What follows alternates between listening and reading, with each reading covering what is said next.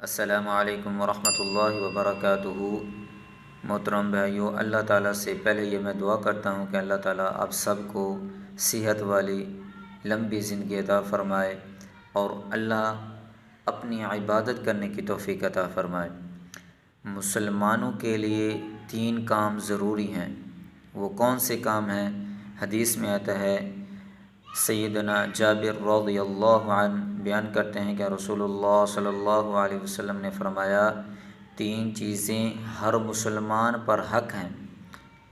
Number 1، جمعہ کے دن غسل کرنا، مسواک کرنا اور خوشبو لگانا۔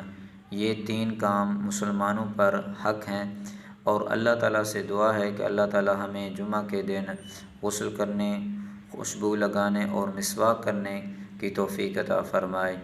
آمین۔ السلام علیکم ورحمۃ اللہ وبرکاتہ۔